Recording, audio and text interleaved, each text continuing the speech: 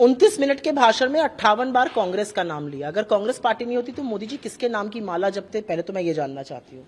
दूसरी बात मैं ये पूछना चाहती हूँ कि नरेंद्र मोदी जी महिला आरक्षण में रोड़ा क्यों बन रहे हैं?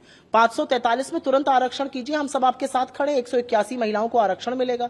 आप खुद रोड़ा बन रहे हैं क्योंकि आप चाहते ही नहीं है कि पुरुषों की सीटें कम हो और महिलाओं को दी जाए। बीजेपी का सिया सच तो यह कि 13.6% प्रेजेंट स्ट्रेंथ है विमेन की लोकसभा में, बीजेपी की 12.9% है।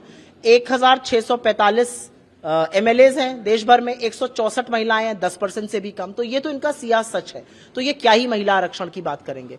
मोदी जी का जो ट्रैक रिकॉर्ड महिला सम्मान में रहा है, जहां पे वो कांग्रेस की विधवा, 50 करोड़ की गर्लफ्रेंड, दीदी ओ दीदी, जब वो हाथरस पे, उन्नाव पे, हमारी बेटियों पर, प्रज्वल रेवन्ना की जो शोषित औरतें थी उन पर, मणिपुर की लड़कियों पर, जब वो चुप रहते तो वो किस मुंह से महिला सम्मान की बात करेंगे। इस देश की महिलाएं सब देख समझ रही हैं, वो अपना अपमान नहीं झेलेंगी, आपसे इसका हिसाब करेंगी।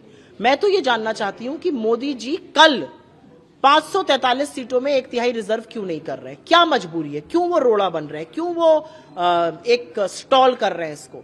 और जहां तक आपने मॉडल कोड ऑफ कंडक्ट की बात करी, 29 मिनट की विशुद्ध political speech public broadcaster Doordarshan पे मोदी जी ने दी, ये दुरुपयोग नहीं है सरकारी संसाधनों का?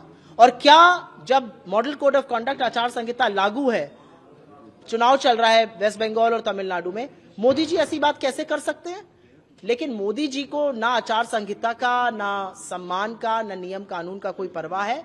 महिलाओं के पीछे छिपकर लेकिन जो षड्यंत्र वो रचना चाह रहे थे, जो परिसीमन वो करना चाह रहे थे, जिस तरह से जाति जनगणना से बचना चाह रहे थे, वो तो धर लिए गए हैं, वो पकड़ लिए गए हैं। देश के सामने सच आ चुका है और इसीलिए वो घबराए हुए हैं। बात खत्म हो गई थी पार्लियामेंट में, उनकी जरूरत क्या थी आकर एक्सप्लेनेशन देने की? क्योंकि वो समझ ही नहीं पा रहे कि कैसे मैं लोगों को समझाऊंगा।